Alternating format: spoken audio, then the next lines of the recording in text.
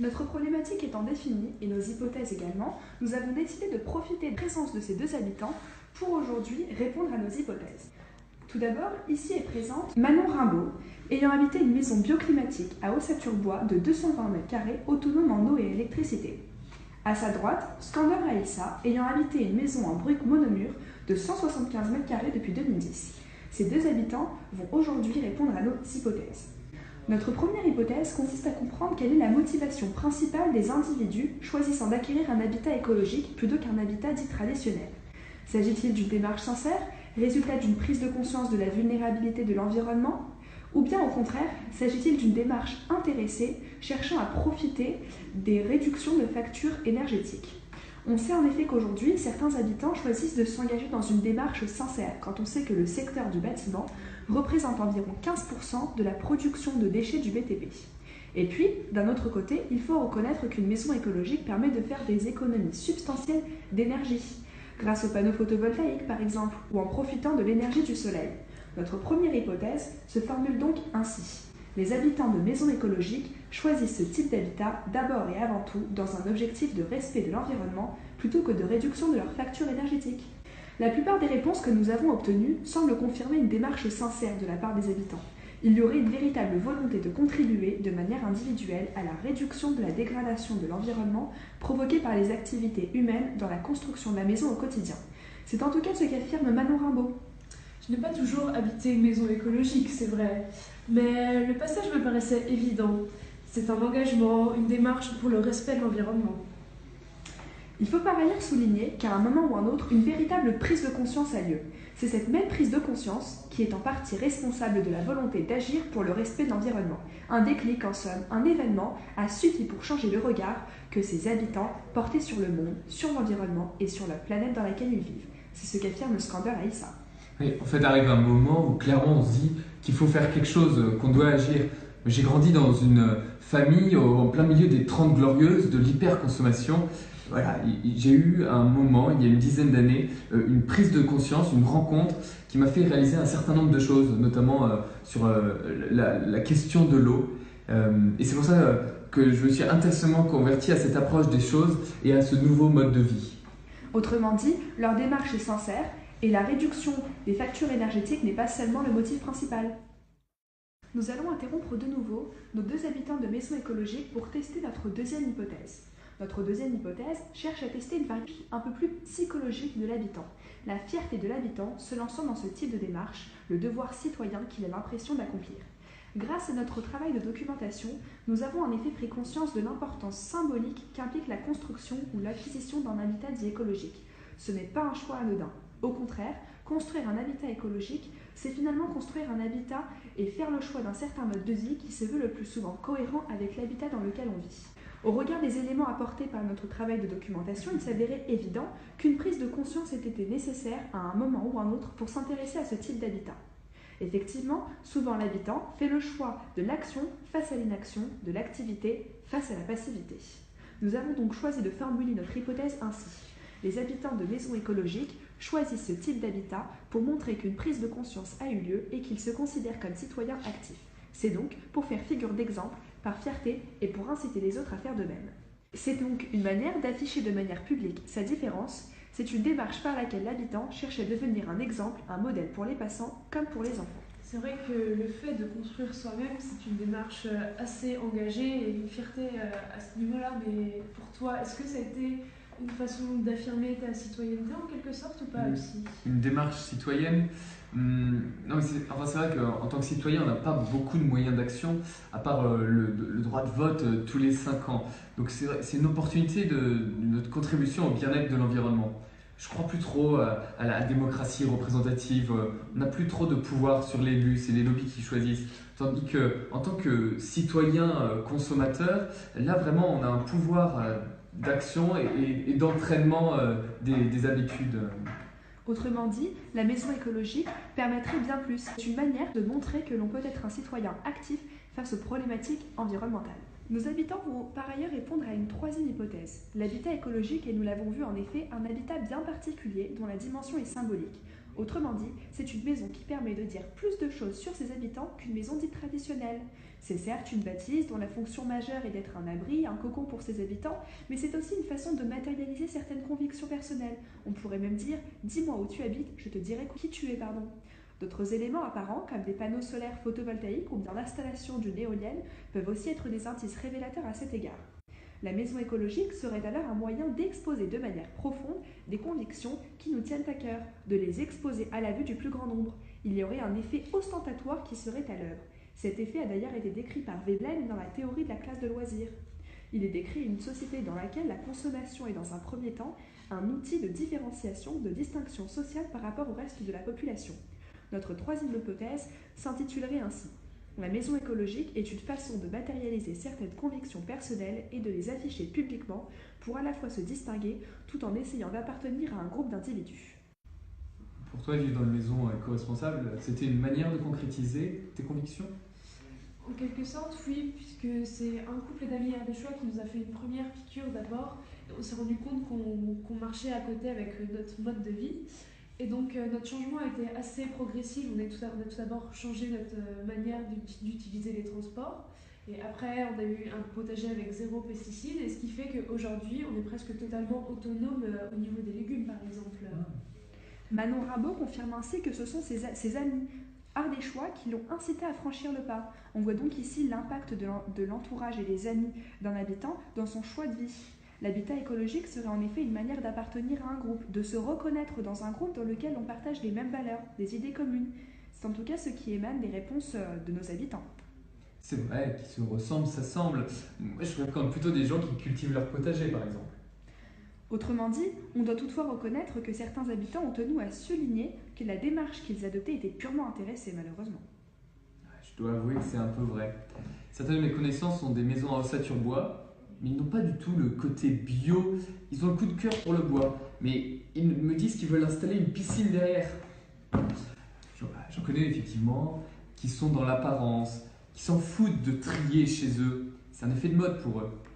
Mais ils vont très vite prendre conscience qu'on ne peut pas continuer à consommer comme des bourrins quand il y a nos enfants derrière. Notre quatrième hypothèse cherche à étudier la relation qui relie le mode de vie de l'habitant et la maison dans laquelle il vit. Effectivement, pour beaucoup, vivre dans une maison dite écologique est une suite logique de leur mode de vie, l'étape ultime pour sentir que l'on a adopté une démarche pleinement écologique.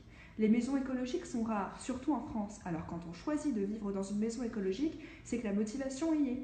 On définit, selon nous, un mode de vie dit écologique par 3 critères. Le mode de transport, l'alimentation et le fait de recycler. Un mode de transport privilégiant des modes alternatifs à la voiture, comme le vélo ou la marche à pied, une alimentation bio et locale, et le fait de recycler au quotidien dans son habitat.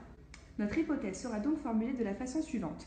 Vivre dans un habitat écologique est l'étape ultime d'une démarche et d'un mode de vie qui se veut 100% écologique. Toutefois, adopter une démarche qui soit cohérente à 100% n'est pas toujours possible. Cela relève souvent, malheureusement, de l'utopie. Et toi, donc, ta façon de vivre, elle est en cohérence avec ton habitat écologique? Écoute, moi, ce qu'il y a, c'est que je suis commerciale. Donc, au niveau des transports, c'est pas forcément toujours facile. Je suis obligée d'utiliser la voiture. Donc, en somme, on vit plutôt dans l'optique de faire attention d'abord à ce qu'on mange et à ce qu'on recycle. On ne peut pas faire attention à tout. Mais certains habitants reconnaissent quant à eux ouvertement ne pas avoir choisi la maison écologique dans un objectif de respect de l'environnement. Oui, et puis on n'a pas forcément l'esprit de toilette sèche et compagnie, vous voyez. Alors ça, ce n'est pas du tout notre mentalité. On ne veut pas renoncer à notre confort. Et pour moi, ça, ce n'est pas du confort. Une autre hypothèse consiste à se demander si ce n'est pas plutôt la maison écologique, de par ses infrastructures qu'elle met à disposition, qui incite à adopter une démarche encore plus écologique. Au fur et à mesure de notre travail de documentation, nous avons en effet pu mesurer à quel point la maison écologique pouvait faciliter des pratiques comme le recyclage. Notre hypothèse consiste donc en la suivante. La maison écologique est cet habitat particulier qui incite à adopter un mode de vie encore plus écologique. Maintenant que tu vis dans une maison écologique, est-ce que tu vis différemment? Je ne sais pas si la maison a été un moteur de changement d'habitude, mais par contre, ce qui est évident, c'est que ce type de maison, il y a une approche qui va avec. À partir du moment où on habite dans ce type de maison, on est attentif à certaines choses, bien sûr.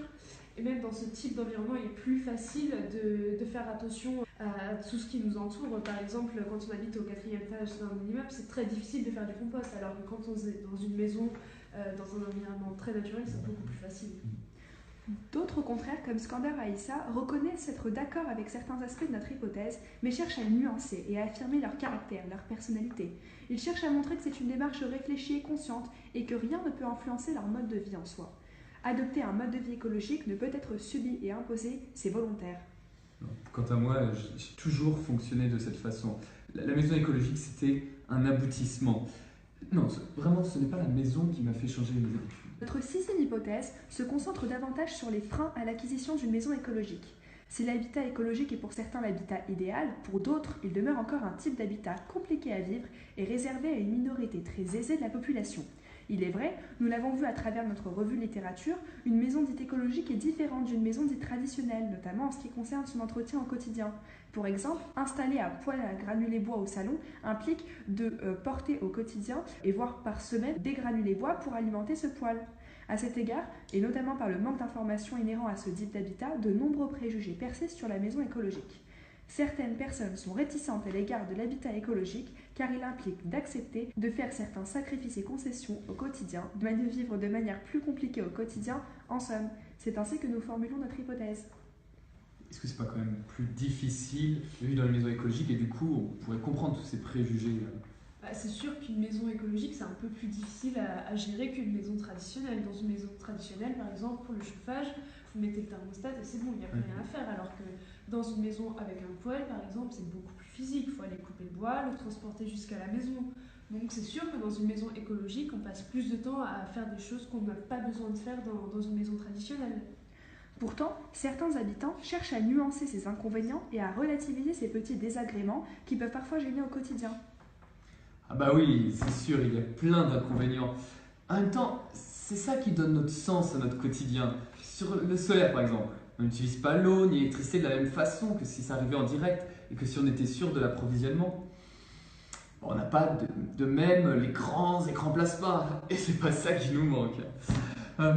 C'est vrai, ça impose de faire attention, de faire des économies.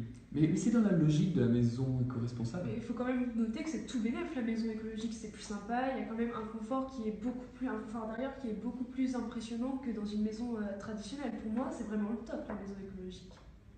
Une autre hypothèse dont nous avons également voulu tester la pertinence, mais surtout la véracité, concerne le coût de la maison écologique, que ce soit à l'acquisition comme sur le long terme. Notre revue de littérature nous a en effet permis de prendre conscience à quel point la maison qui se veut écologique nécessite l'installation de dispositifs très coûteux tels que des cuves permettant la récupération d'eau de pluie ou bien des panneaux solaires photovoltaïques. Les matériaux utilisés, eux-mêmes dans ce type d'habitat, comme le bois, sont plus onéreux. Ce surcoût n'est pas négligeable quand on sait par ailleurs que les aides financières qui peuvent être octroyées le sont difficilement. Notre septième hypothèse consiste en la suivante. Un habitat écologique est plus onéreux à l'acquisition, mais aussi à l'entretien comparativement à un habitat dit traditionnel. Et donc toi, est-ce que ça t'est revenu plus cher ta maison écologique Oui, effectivement, c'est plus cher. C'est pas, que le mouvement n'est pas très développé, les entreprises se méfient, il faut tout construire de zéro, elles ne sont pas habituées.